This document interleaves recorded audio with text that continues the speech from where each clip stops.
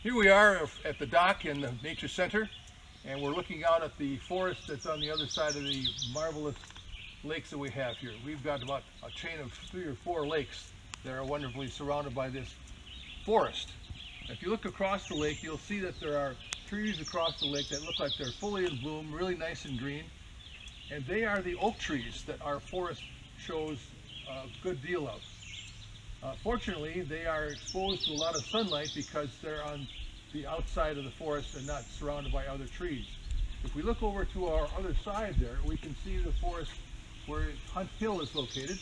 We can't see the forest, the actual buildings there, but that's where it is. And above the forest, you can see several pine trees as well as some taller oak trees. Now we're going to go to see what the oak trees look like at another spot, but we may be disappointed if we want to see only oak trees, because there's something going on here that nature has caused to happen in the last thousands of years that may be surprising to some. So we'll take a look at that too.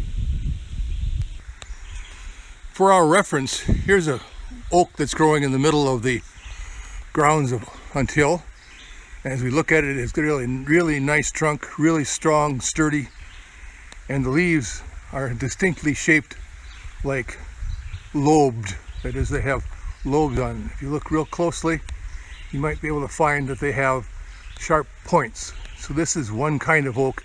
We'll take a look at another one in just a second. Here's another sturdy oak. As you can see, the trunk is really quite large.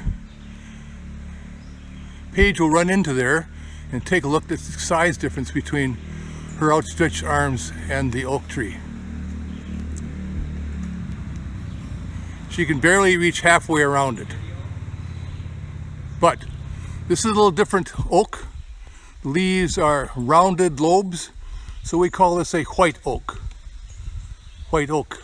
Oak tree that didn't quite make it. It grew really tall, really taller than everything else, as you can see it fading off into the distance. And then unfortunately became a little weaker and the windstorm took it down. So here it is decomposing, helping the other trees grow a little bit later.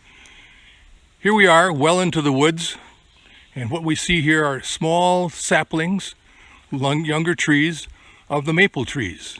As I look around, the taller trees here are also maple. Let's take a look at the maple trees in the sunlight. Perhaps you can see the shape of the leaves as we look up higher. There's a good example of the maple leaf. Here's another view of the maple saplings growing underground, waiting to get a lot taller.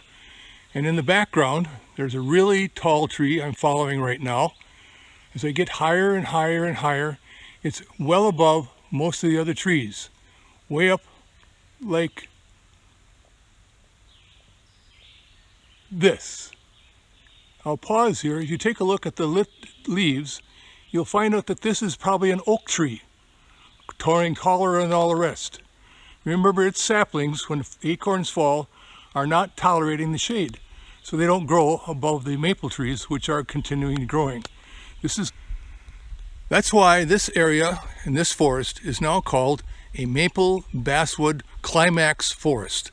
It's probably the last in the succession of trees that are growing that will continue to grow and reproduce and grow and reproduce, whereas the oak trees will continue to grow taller, so they're not in the shade anymore. And what used to be a really magnificent oak forest with a lot of open space is now a maple basswood forest.